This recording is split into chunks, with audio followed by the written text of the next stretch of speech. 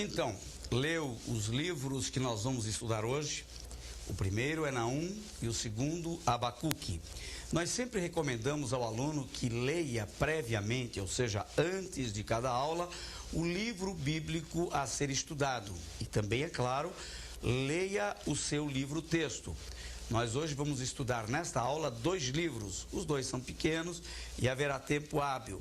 Nós vamos começar então por Naum. Está pronto? Naum do hebraico quer dizer consolo ou consolador e confortador. Uma palavra derivada do verbo arrepender-se.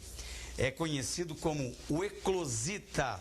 Nós vemos isto no capítulo 1, versículo 1 desse livro. Isso porque ele teria nascido na vila de Elcós, um vilarejo que ficava provavelmente na região de Judá, ou seja, ao sul do país. Assim como Jonas, Naum profetiza para os ninivitas. Lembram que quando Jonas, o profeta Jonas, esteve pregando a sua mensagem, ela foi dirigida especialmente para o povo de Nínive? Agora, há uma diferença entre Jonas e Naum, embora os 2 profetizem para o mesmo povo.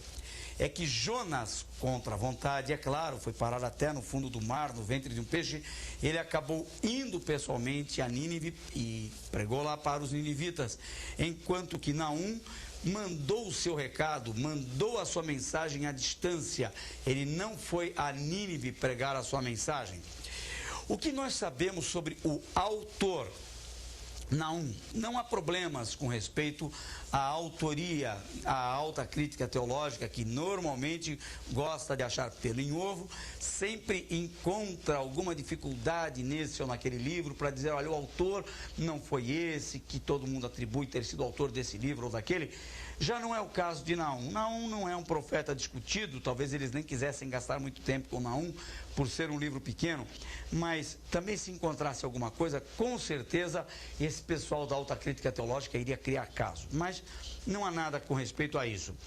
O que nós sabemos pelo estilo literário de Naum é que ele é mais um poeta historiador do que um profeta propriamente dito. Nada se sabe sobre esse profeta, além do que está referido no seu livro, que o apresenta como um eclosita. Alguns estudiosos chegam a pensar que o nome dele seja um pseudônimo. O que é um pseudônimo? Um nome falso. Que ele então teria adotado este nome de Naum por tomar como base o relacionamento da sua mensagem então com este nome, apenas uma associação, uma mensagem de consolação. Então ele escreve um livro de consolação para o povo de Deus, mas ele não deixa de ser um profeta exortativo. Então ele tanto apresenta uma mensagem de consolo quanto uma mensagem também de juízo, e juízo pesado. A linguagem dele algumas vezes é muito forte quando ele descreve a maneira de Deus ver as coisas. Vamos falar da data. O livro de Naum foi escrito provavelmente no ano 710 a.C., na época em que Ezequias era o rei. Rei da onde? Do Reino do Sul, de Judá. E sugerem também alguns que o livro teria sido escrito em 650, ou seja, uma data mais recente, 650 antes de Cristo, então na época de Manassés. Mas isso é uma hipótese e ela é muito pouco provável. O que prevalece mesmo é a opinião de que o livro teria sido escrito em 710 no tempo de Ezequias, que também culminou muito com o auge do ministério do profeta Isaías. O livro não apresenta especificamente a sua data, mas dá-nos a entender claramente que foi escrito antes do tempo do Império Assírio, porque ele se reporta ainda que indiretamente às ameaças da Assíria, que tinha como capital Nínive. E essas ameaças vieram, evidentemente, ao Reino do Sul, porque a Assíria já tinha invadido o Reino do Norte, principalmente Samaria. E o Reino do Sul, ela só ameaçou, mas não conseguiu invadir, como nós veremos já já. Ele fala, por exemplo, de um conselheiro de Belial, no capítulo 1, versículo 11. Vamos ler aqui o conselheiro de Belial. De ti saiu um que pensa mal contra o Senhor, um conselheiro de Belial. É bem provável que ele esteja se referindo a Rabzadque. Quem é Rabzadque? Você vai encontrar este nome em 2 Reis, capítulo 18, versículos 19 a 35. Rabzadque era aquele homem perverso, debochado, que foi enviado da Assíria para provocar o rei Ezequias, no Reino do Sul. Esse homem estava cercando a cidade de Jerusalém e induzindo os moradores a se insurgirem contra o rei Ezequias. Falava mal do rei, falava mal das crenças dos judeus. Esse homem era perverso e ele estava amedrontando o rei. Era o enviado de Senaqueribe, lá na terra de Judá. Então ele é provavelmente este homem citado aqui no capítulo 1, versículo 11, por Naum, como o conselheiro de Belial. E isto teria acontecido por volta do ano 701 a.C. Como a mensagem do livro é de consolação, a data mais provável, então, fica taxada em 710 e não 650, pois, na segunda hipótese, a nação não estaria precisando tanto desta consolação quanto na primeira, pelo fato de o poder assírio ainda estar em alta. 650, o poder assírio já não estava em alta, a nação já estava aí sucumbindo, se enfraquecendo, para então perder totalmente a sua força anos mais tarde com o domínio do Império Babilônico que veio logo depois dele, né? Quanto ao conteúdo de Naum, o que nós temos a falar sobre isso? Embora o livro tenha sido escrito em forma de poema, ele merece acatamento, ou seja, aceitação profética. No capítulo 1, por exemplo, Naum põe em relevo a justiça de Deus. Embora sendo tardio em irar-se, está implícita na mesma ideia do versículo que nós vamos ler, que é o versículo 9 do capítulo 1, está implícita a mesma ideia de que Deus não deixa de castigar. Então, ele é tardio em irar-se, mas nem por isso, porque ele seja tardio, que ele deixa de castigar. O autor indaga dos inimigos sobre o que pensam de Deus e profetiza a derrota deles. Vamos ver o capítulo 1, versículo 9. Que pensais vós contra o Senhor? Ele mesmo vos consumirá de todo. Não se levantará por duas vezes a angústia.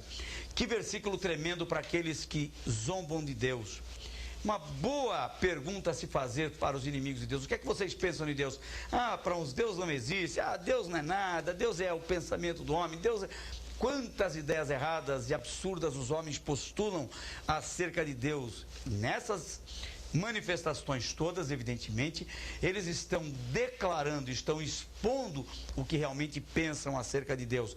E aqui o profeta faz a pergunta: o que é que vocês pensam de Deus? Vocês estão equivocados, está subentendida essa ideia no versículo a respeito de Deus. Vocês estão equivocados porque Ele mesmo vos consumirá. Ele pode ser tardio em irar-se, mas Ele nem deixa de irar-se, Ele se ira.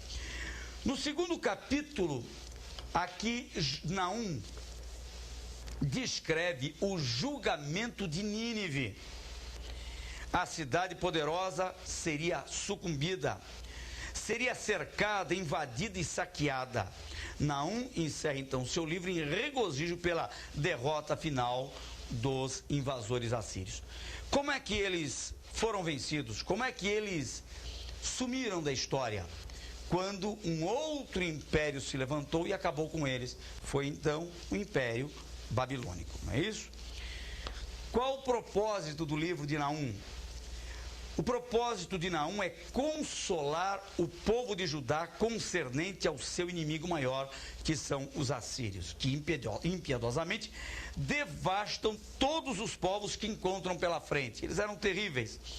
O profeta descreve, para a alegria dos habitantes de Judá, que Nínive, a capital da Síria, será completamente destruída porque Deus não tolera por muito tempo àqueles que governam com violência. Vamos ler o capítulo 3, versículos 1 a 7 de Naum. Ai da cidade ensanguentada, ela está toda cheia de mentiras e de rapina, não se aparta dela o roubo. Estrépito de açoite há, e o estrondo do ruído das rodas, e os cavalos atropelam os carros, vão saltando. O cavaleiro levanta a espada flamejante, e a lança relampejeante, e haverá uma multidão de mortos, e abundância de cadáveres, e não terão fim os defuntos, tropeçarão nos seus corpos, por causa da multidão dos pecados, da muito graciosa meretriz, da mestra das feitiçarias, que vendeu os povos com os seus deleites e as gerações com as suas feitiçarias. Eis que eu estou contra ti, diz o Senhor dos Exércitos, e te descobrirei na tua face, e às nações mostrarei a tua nudez, e aos reinos a tua vergonha, e lançarei sobre ti coisas abomináveis, e te envergonharei e pôr-te-ei como espetáculo.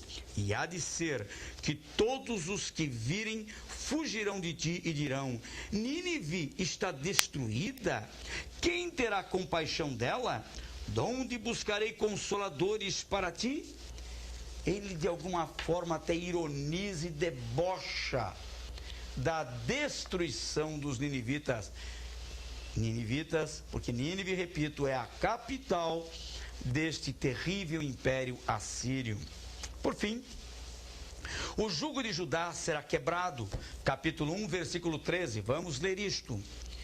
Mas agora quebrarei o seu jugo e de cima de ti, e romperei os teus laços. Então, o Senhor diz que vai romper os jugos de cima do povo dele, que é o povo de Judá. E esse jugo pesado é o jugo da pressão psicológica que os assírios vêm fazendo contra o Reino do Sul. Quem é portador da mensagem que estaria no coração de Jonas? Não. Ele fala exatamente o que Jonas gostaria de falar. Jonas gostaria de pregar uma mensagem de destruição real, mas ele tem que pregar uma mensagem de arrependimento. Ainda que ele não diz arrependei-vos, ele diz assim, mais de 40 dias e Nínive será subvertida. Naquela ocasião Deus é justo. Ele não apresenta a sua destruição, ele também dá uma oportunidade de conserto, se as pessoas quiserem, mas tem que entrar pelo caminho do arrependimento. Os ninivitas no tempo de Jonas entraram, se arrependeram e Deus retirou deles a promessa de destruí-los. Mas já no tempo de Naum não há mais essa oportunidade, porque os ninivitas, como assírios que são, estão causando muitos males às nações da terra por onde chegam. Eles invadem, eles pilham as nações e eles misturam os povos, como fizeram com o Reino do Norte, Israel. Eles levaram povos estrangeiros e mesclaram, miscigenaram, misturaram com os samaritanos. Por essa razão, os judeus passaram a rejeitar os samaritanos. Nós já vimos isso em aulas passadas. Por causa desta mistura, os assírios sujaram o sangue nativo dos judeus com essa mistura étnica por casamentos com povos estrangeiros. Agora, através de Naum, a mensagem que Deus dava aos assírios era uma mensagem de castigo irreversível. Aqui não tinha chance de arrependimento para eles. Aqui era castigo mesmo. Por isso que eu digo que Naum tinha a mensagem que Jonas gostaria de pregar. Jonas se aborreceu porque Deus não acabou com os ninivitas. Quanto ao ambiente político, ao falar em ambiente político, estamos pensando evidentemente nos destinatários que são os moradores do Reino do Sul, são os de Judá, porque a mensagem de consolação é para eles. Esse povo teve uma sorte melhor do que a sorte do Reino do Norte. No Reino do Norte, em 722 a.C., houve a invasão da Assíria. Tiglat-Pileser invadiu a Assíria. O Reino do Sul não foi tocado nessa ocasião, mas agora já em 710, na época de Naum, esse povo estava sendo ameaçado pelo enviado de Senaqueribe, que era então Rabzadque, no tempo em que Ezequias era o rei e o outro profeta era Isaías. Ezequias rebelou-se contra a Assíria. Você pode ler isso em 2 Reis, capítulo 18, versículo 7. Vamos lá, 2 Reis, capítulo 18, versículo 7. Diz assim: assim foi o Senhor com ele, para onde quer que saía, se conduzia com prudência, e se voltou contra o rei da Síria e não o serviu. Esse versículo faz referência ao rei Ezequias, porque ele então se rebela contra o rei da Assíria e agora começa a sofrer as ameaças por meio de Rabzadque. Rabzadque, chefe de um comando militar do rei Senaqueribe, veio com fortes provocações contra o rei Ezequias, tentando inclusive jogar o povo de Judá contra o rei. Essa leitura é extensa, nós não vamos fazer, mas você tem aqui a citação de 2 Reis, capítulo 18. Essa história está toda fundamentada aí, 2 Reis 18, de 28 a 63. É um texto longo, mas muito interessante, vale a pena pregar nele. Completamente arrasado, então, o rei envia emissários ao profeta Isaías e esse tem uma mensagem de volta para consolar o coração do rei Ezequias. Enquanto a comitiva foi em busca do profeta, o rei Ezequias orou pela situação. E esta oração você tem lá em 2 Reis, capítulo 18, tudo está em 18 de 2 Reis. Aquele trecho que vai do versículo 15 ao versículo 19. A resposta do profeta trouxe conforto ao coração de Ezequias, como você pode ler no mesmo texto base, que é 2 Reis 18, sempre 2 Reis 18, versículos 20 a 34. Agora, melhor do que a palavra de conforto que o rei Ezequias recebeu do profeta Isaías, foi o seu cumprimento. E isto é bonito. Eu gostaria de ler aqui, isso vale a pena ser lido. Vamos a 2 Reis, capítulo 18, 19 agora, capítulo 19, versículos 35 a 37. Sucedeu, pois, que naquela mesma noite saiu o anjo do Senhor e feriu no arraial dos assírios a 185.000 deles. E levantando-se pela manhã cedo, eis que todos eram corpos mortos. Então Senaqueribe, rei da Assíria, partiu e foi e voltou e ficou em Nínive. E sucedeu que, estando ele prostrado na casa de Nisroque, seu Deus, Adrameleque e Sarezer, seus filhos, o feriram à espada. Porém, eles escaparam para a terra de Arará, e Esar-Hadom, seu filho, reinou em seu lugar. O rei Senaqueribe sai desmoralizado. Imaginem, um exército de 185.000 homens. Eram muito mais do que suficientes para arrasar uma cidade tão pequena como Jerusalém. Mas, tanto o rei Ezequias quanto o profeta Isaías haviam buscado a Deus, e o Senhor mandou apenas um anjo, e no caso, o anjo do Senhor. Nós sabemos, pela teologia sistemática, identificar este anjo. É o próprio Senhor Jesus que atuava no passado. Ele sozinho deu conta de 185.000 homens armados. Será que Jesus, sozinho, ainda hoje, não é capaz de dar jeito naqueles que lutam contra a sua vida? Confia nele, lançando sobre ele toda a vossa ansiedade, diz o texto sagrado, porque ele tem cuidado de vós. E eu creio que nenhum de nós teria tantos inimigos juntos assim, né? Mais um pouquinho. Vendo os seus soldados mortos pela manhã, Senaqueribe, rei da Síria, volta, e certo dia, porque aqui o texto dá a impressão que foi logo no dia seguinte ou no mesmo dia, não. A mudança do versículo 36 para o 37 tem uma distância de tempo grande. Os filhos do rei Senaqueribe, Adrameleque e Cerezer, matam o pai. E não são eles. O outro filho, Esarhadon, reina em seu lugar. Além de ter sido desmoralizado, 185 mil homens do seu exército mortos, agora ele próprio é morto por 2 de seus filhos. Essa tentativa de invasão da Síria contra Judá então se deu em 710. E a palavra proferida por Naum aí se cumpriu. A cidade que era chamada sanguinária, no capítulo 3, versículo 1, por esse profeta teve realmente seu triste fim, conforme profetizada por ele. Assurbanipal, que era o imperador assírio, era um homem perverso. Assim que vencia uma guerra, cortava as orelhas, os dedos da mão, os narizes e arrancava os olhos dos seus cativos e ainda fazia pirâmides com as cabeças humanas. Em 625, nós agora estamos em outra época, na época de Assurbanipal. Estamos já mais para frente, quer dizer, estamos aí há quase a 90, 85 anos para frente desse episódio narrado anteriormente na época de Senaqueribe. Agora é a profecia se cumprindo. Então a profecia de Naum se cumpre na época de Assurbanipal. Em 625 a.C.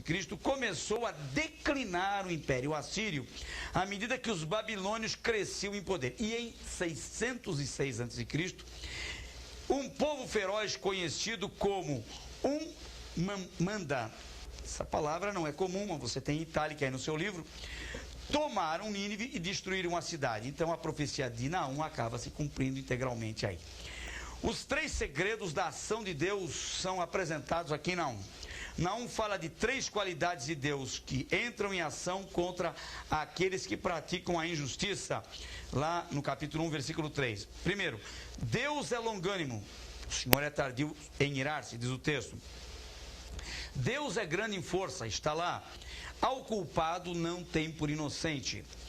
Ele estabelece então a dicotomia entre a bondade e a maldade de uma forma interessante nos versículos 7 e 8 para nós encerrarmos esta aula. O Senhor é bom, você vê aí, uma fortaleza no dia da angústia. Ele conhece os que nele confiam, mas como uma inundação transbordante, acabará de uma vez com o lugar de Nínive.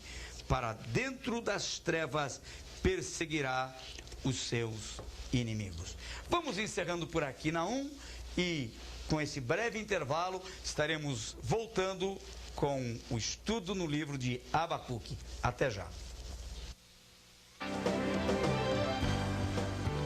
Novo Milênio, Final dos Tempos, é uma obra do pastor João de Souza e responde às mais intrigantes perguntas sobre o fim do mundo.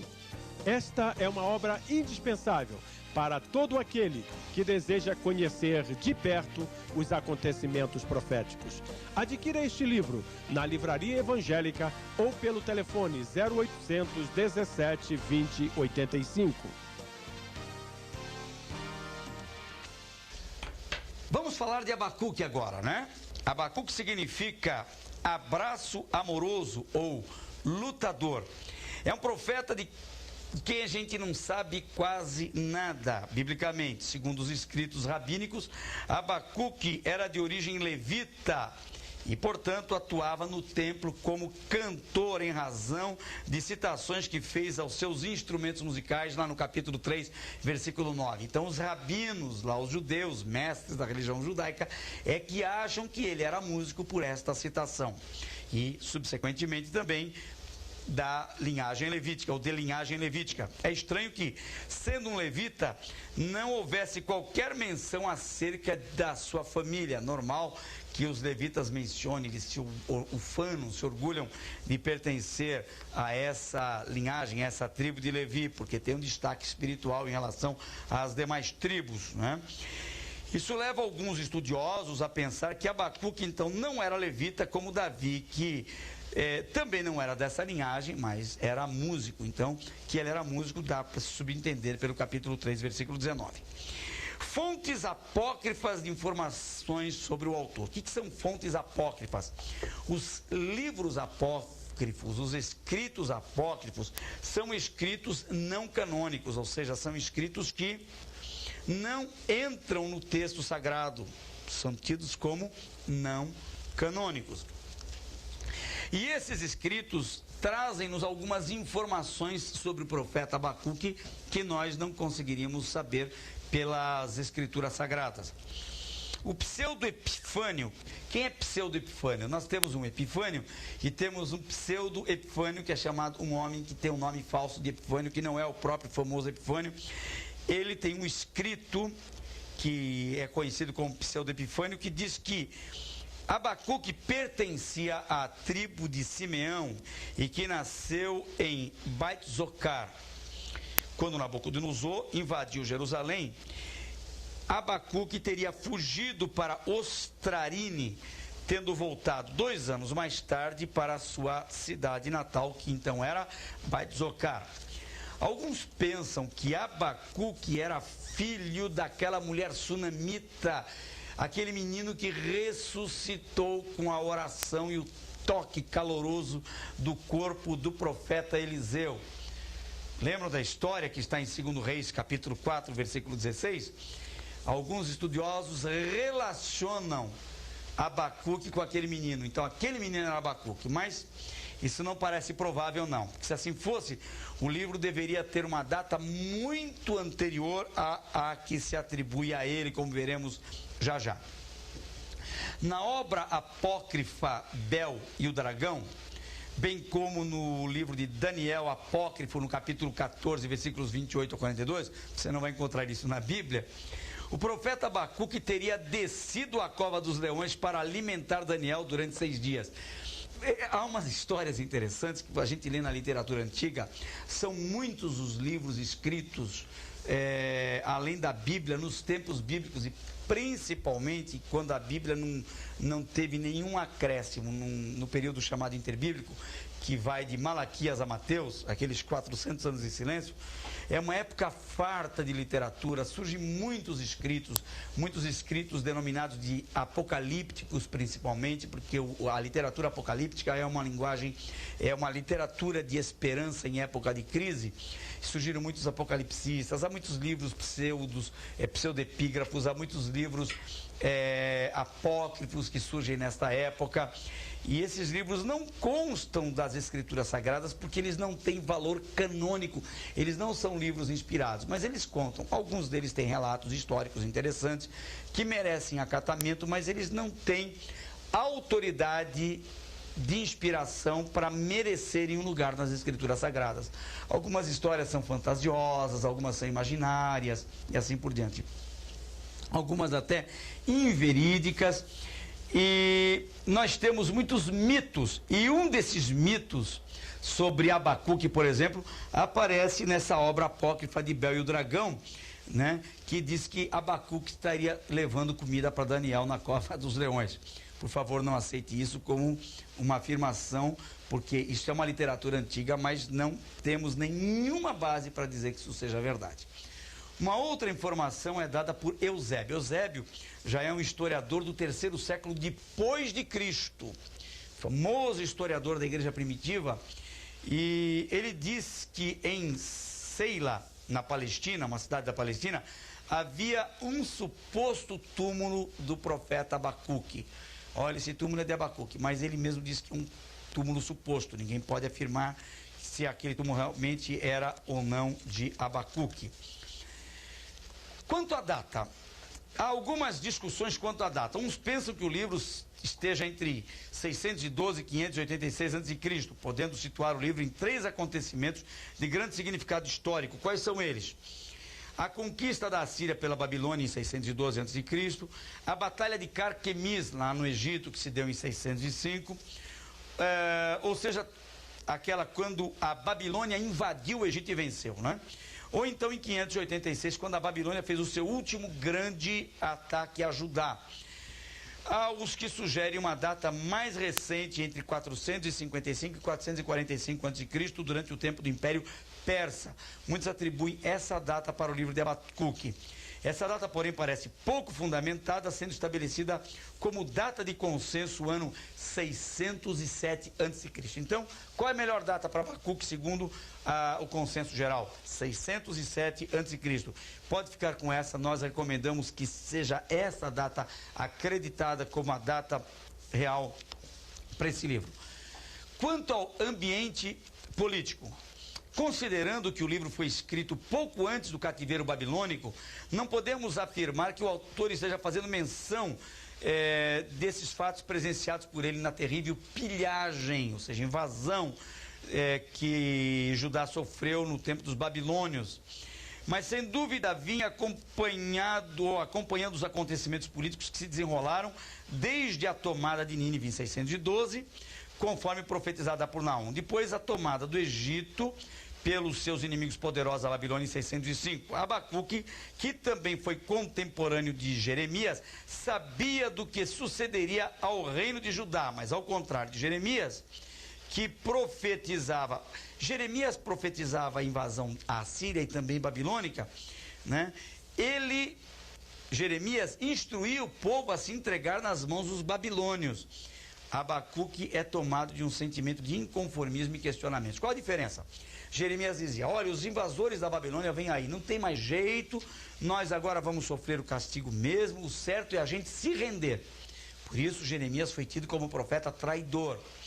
Abacuque dizia diferente, Abacuque ficava inconformado. Meu Deus, não é possível, eu não estou entendendo porque essa invasão vem aí. Eu estou vendo, já estamos sofrendo apertos, pressões dos invasores. E ele começa a indagar, porque Deus permite que o ímpio ataque o justo e Deus não faça nada. Nós já vamos ver um pouco dessas indagações de Abacuque. Vamos ver ainda o ambiente religioso no qual Abacuque escreve o seu livro. Deus havia dado grandes chances ao seu povo.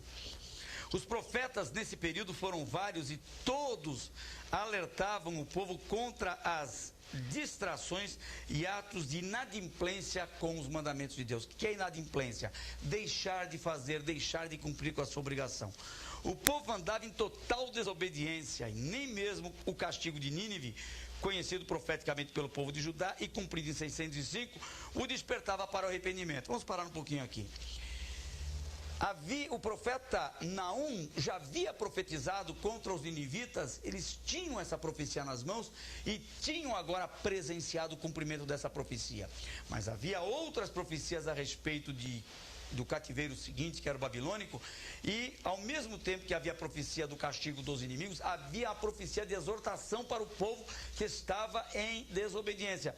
Mas não adiantava o povo ver a profecia de Abacuque aqui, a história se cumprindo aqui, eles presenciando isso, nem assim se despertavam. A Bíblia se cumpre hoje, de muitas maneiras, e muita gente não presta atenção. Como alguém pode ser tão desligado e não prestar atenção a esse quadro escatológico, quadro apocalíptico que se monta diante de nós? Jesus está vindo aí e muita gente até dentro da igreja está distraído, não está percebendo. Os profetas estão avisando, alguns pregadores estão sendo perceptíveis à mensagem da Bíblia e nessa sua percepção aguçada estão pregando, e muita gente acomodada e nem aí com a última hora da igreja, não fazendo nada e nem mesmo cuidando da sua própria vida espiritual. É terrível isto. Agora vejam, vamos seguir aqui. Estava chegando a vez do Reino do Sul sofrer o seu longo castigo de 70 anos nas mãos do temível Nabucodonosor. Assim como os demais profetas que se insurgiram contra o pecado do seu povo, Abacuque protesta contra a apostasia. Você pode ler aí no seu texto, no livro está, a pergunta do profeta é assim: até quando, Senhor, clamarei e tu não me escutarás? Gritarei violência e não salvarás? Por que razão me fazes ver a iniquidade e ver a vexação? Por que a destruição e a violência estão diante de mim? Há também quem suscite a contenda e o litígio. Por esta causa, a lei se afrouxa e a sentença nunca sai, porque o ímpio cerca o justo e sai o juízo pervertido. Nós lemos aqui a porção do capítulo 1, versículos 2 a 4.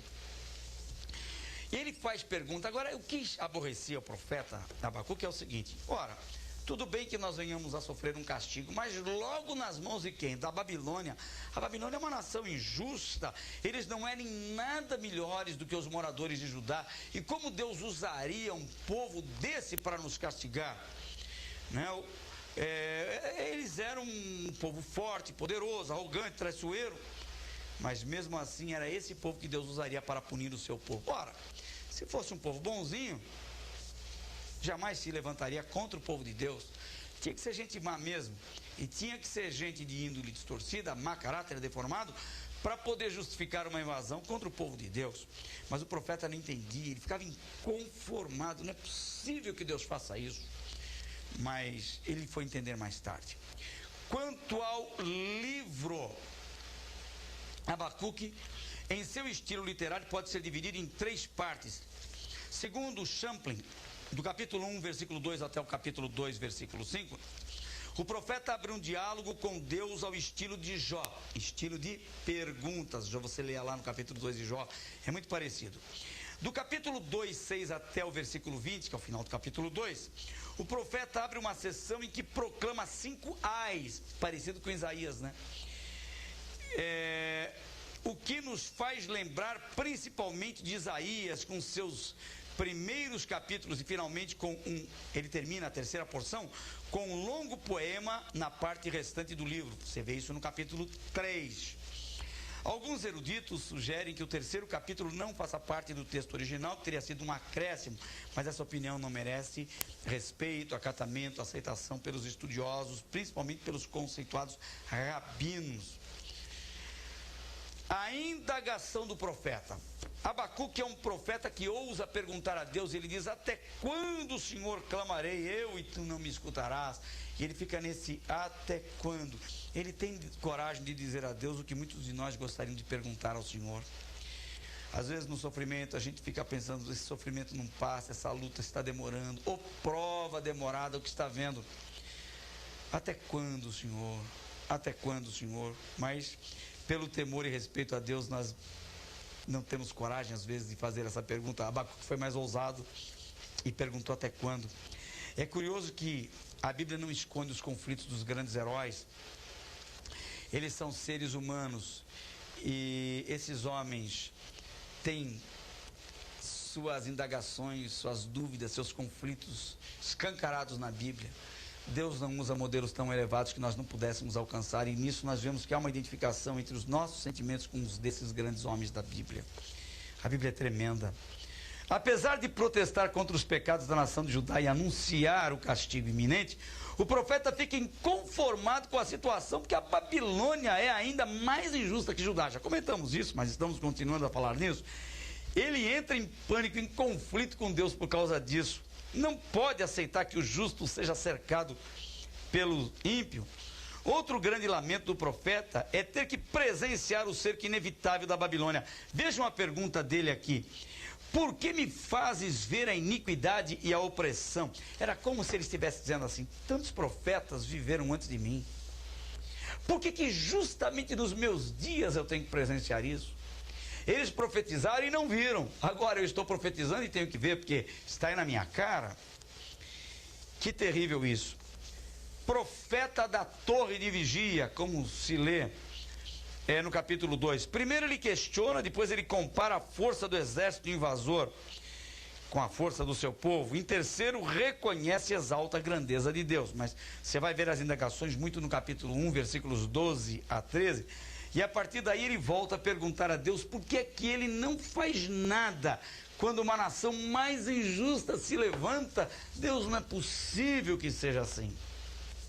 Ele fica em conflito diante do quadro e sem ter o que responder para o povo, ele decide subir numa fortaleza que ele mesmo chama de sua torre de vigia, e ali permanece até que do alto lhe venha a resposta. Alguns acham que isso é figura de retórica, que ele não subiu a um lugar alto, é apenas a maneira dele dizer que foi a um lugar alto, uma forma de expressão, que ele se elevou na presença de Deus. Segundo outros estudiosos, ele subiu mesmo ou a uma montanha, como uma das versões diz, segundo outros, a uma torre mesmo. Provavelmente é uma montanha, mas ele denomina aquele lugar de local de torre, de vigia era como os soldados faziam para avistar os inimigos que vinham invadir a sua cidade. Ele diz assim: agora eu vou ser um sentinela de Deus, eu vou me colocar aqui na presença de Deus, de olho no inimigo e ao mesmo tempo de olho em Deus, para ver se ele faz alguma coisa. Como é? O inimigo vem aí, o senhor vai fazer alguma coisa? É mais ou menos essa ideia. E ele se propõe a orar e não sair de lá até que Deus lhe dê a resposta que busca. Ele fica inconformado. Enquanto o homem vê o mal se levantando diante de si, de modo aterrador, as dúvidas e os questionamentos realmente surgem até para abalar a fé. Mas quando se coloca diante de Deus em oração para obter resposta, então se satisfaz, como aconteceu com Abacuque. Na hora da luta, meu irmão, o melhor caminho não é murmurar. Abacuque estava entrando em conflito com Deus, porque ele perguntava: e aí, Deus, não vai fazer nada, o senhor não liga para mim? Esse é um caminho, começa perguntando, depois termina blasfemando. E é o que muita gente faz. Eu não entendo porque Deus não age, porque meus inimigos prosperam. Quantas dúvidas surgem na mente na hora do conflito, de dificuldade. Da pergunta para a murmuração e para a blasfêmia, pode não haver muita distância não. Abacuque diz: eu vou parar de perguntar e eu vou entrar na presença de Deus e vou clamar: Deus, o inimigo está vindo aí. Eu não vou falar isso para o povo, eu vou falar contigo mesmo, eu vou entrar em oração. Mas tem uma coisa, eu espero pela tua resposta, porque a pior coisa do mundo é um profeta não ter o que dizer. Profeta, o que é que está vendo, profeta Abacuque? Ele queria dizer, mas ele mesmo não sabia, não estava entendendo nada. Aliás, quem veio entender essa questão da invasão da Babilônia foi Daniel. E no final do cativeiro, 70 anos depois, lendo a profecia de Jeremias. Ora, por que eles não leram a profecia de Isaías ou de Jeremias? E todos teriam entendido. Deus não deu essa luz. Interessante que não basta ser um bom exegeta, um bom hermeneuta, saber interpretar bem as escrituras para pegar o que Deus quer comunicar. Às vezes, Deus não quer comunicar uma coisa, a pessoa lê e não entende aquilo. Mas quando o Senhor quer comunicar alguma coisa, até nas entrelinhas das escrituras, a pessoa tem iluminação. Ali é uma grande revelação embutida.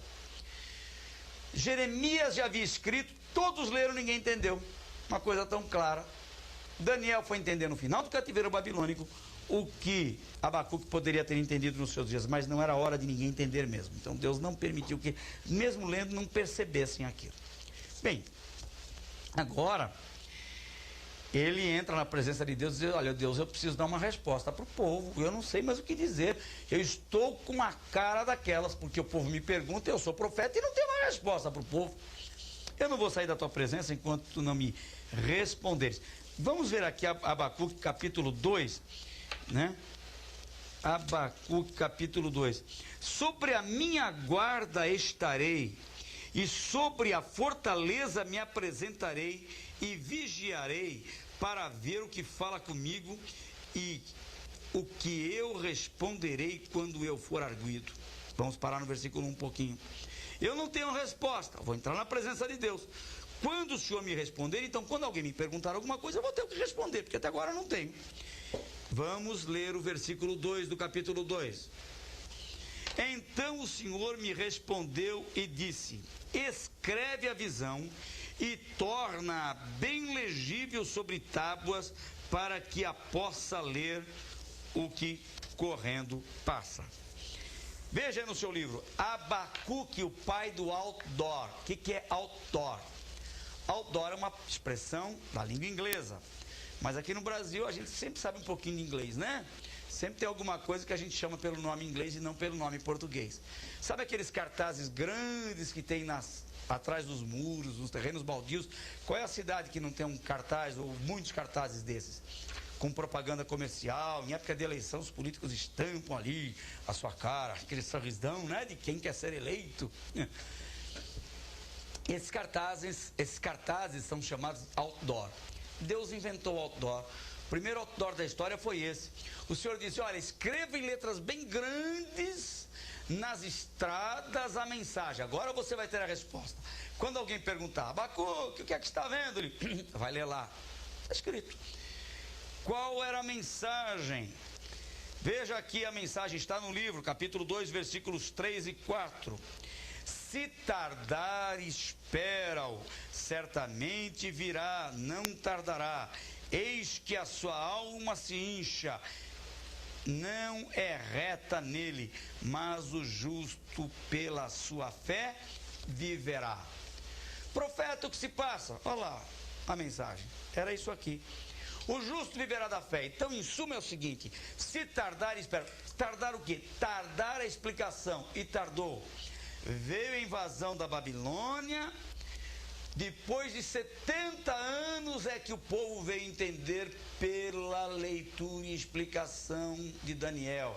Daniel leu Jeremias e entendeu. Gente, está aqui o negócio e nós não entendemos. Mas Deus não queria que eles entendessem. Então Deus está dizendo: diga para o povo que não é hora de entender, tem que manter-se firme na fé. Na hora da luta não adianta querer entender. Por que será que eu estou passando por isso? Meu Deus, o que está vendo? Pode ser que Deus te fale, pode ser que Deus te faça entender, mas via de regra, viu? Na hora da luta é quando você menos entende as coisas. Você não entende o que está se passando. Então não pergunte a Deus e mantenha-se firme na fé. Se a explicação demorar, eu vou esperar. Se a solução demorar, eu vou ter que esperar do mesmo jeito. O que eu não vou é perder a fé.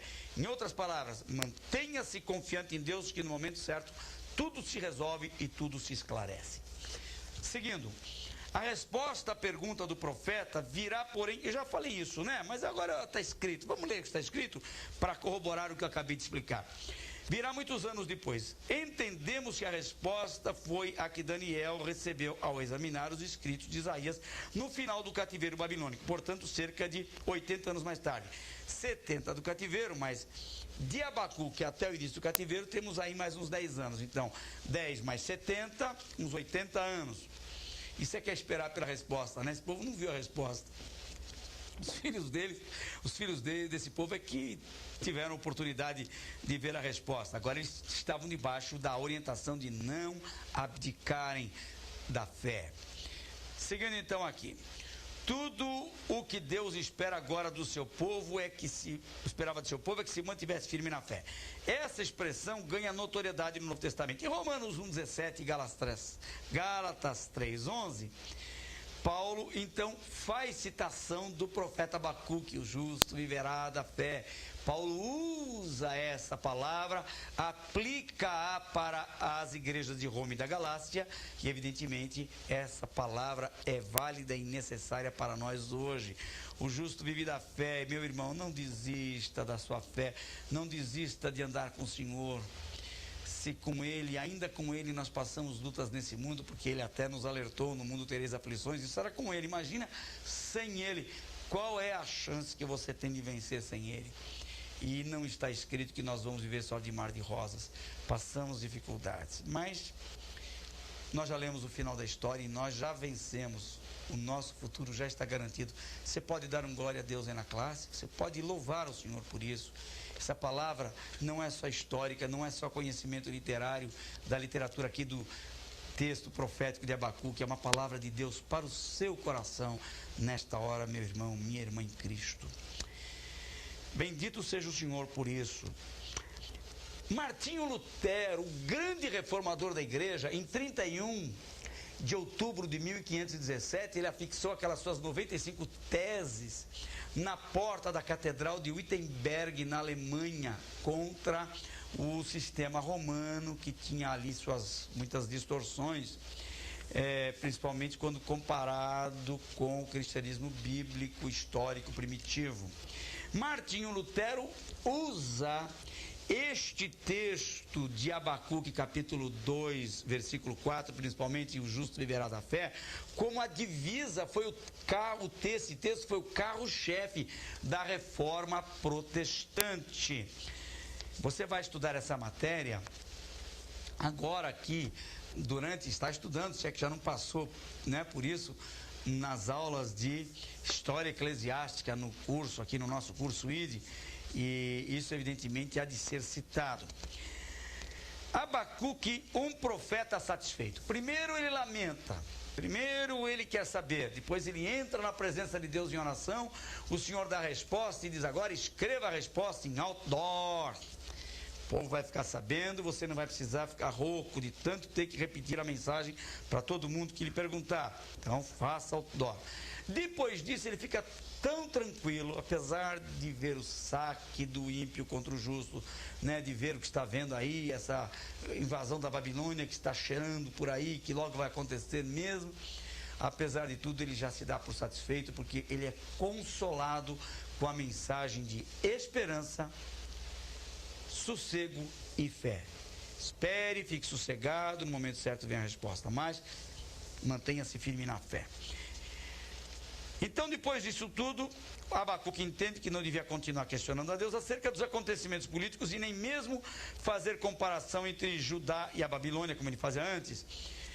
Estava satisfeito. Nem sempre Deus responderá aos nossos pedidos como nós desejamos, mas mesmo assim Ele tratará com o nosso coração para que aceitemos o que não pode ser mudado. Há coisas que não podem ser mudadas. Quando nós não podemos mudar uma situação, nós temos que aprender a conviver com ela. O capítulo 3 é uma oração doxológica. O que é doxológico? Doxo, no grego, é glória. Doxologia. Paulo iniciava muito seus escritos com a doxologia. É uma glorificação a Deus. Exalta, bendito seja o Deus e Pai, aquele que né? Sempre ele começa as suas cartas assim com uma oração doxológica. Doxologia, exaltação, glorificação a Deus. O capítulo 3, então, é uma oração doxológica, ou seja, misturada a glorificação e exaltação a Deus, e inclui também um interessante pedido pelo povo de Deus. Ele diz: aviva ao Senhor a tua obra no meio dos anos. Ele próprio estava contribuindo para que o povo desanimasse. Como profeta, ele estava sucumbindo. Eu não tenho resposta, Deus não me diz nada, meu Deus, até quando? Agora ele tem uma mensagem, ele se fortalece e diz ao Senhor: aviva a tua obra. Que mensagem linda, né? Todo líder deveria fazer essa oração, todo crente sincero deveria pedir que o Senhor avivasse a sua obra no meio dos anos, porque a tendência é isso, tem aqueles períodos de pico, depois tem aqueles momentos em que parece que a igreja entra por um deserto. Nessa hora, vale a oração de Abacuque, capítulo 3, versículo 2. E a finalização do livro apresenta uma interessante mudança de atitude do profeta antes inconformado. Aquele que inicia o seu livro com a expressão: até quando? Até quando? Até quando? Termina dizendo: ainda que. Não é bonito esse paralelo? Até quando? Ainda que. Que mudança? E ele termina dizendo: ainda que. Capítulo 3, versículos 17 e 18. Porquanto, ainda que a figueira não floresça, nem haja fruto na vide, o produto da oliveira minta e os campos não produzam mantimento, as ovelhas da malhada sejam arrebatadas e nos currais não haja vaca, todavia eu me alegrarei no Senhor, exultarei no Deus da minha salvação. Ainda que venham lutas, ainda que venham provas, todavia eu me alegrarei no Deus da minha salvação. Fique com esta aula, mas fique também com a mensagem espiritual desta aula, meu irmão que está passando luta, minha irmã que está em aflição. Fique com esta mensagem para o conforto do seu coração. Deus abençoe a sua vida e até Sofonias, que será a nossa próxima aula, seguida também de Ageu. Leia Sofonias, leia Ageu, leia o texto de estudo e nós estaremos comentando isso na próxima aula. Até lá e Deus abençoe a sua vida. Disse Jesus: ide e ensinai em todas as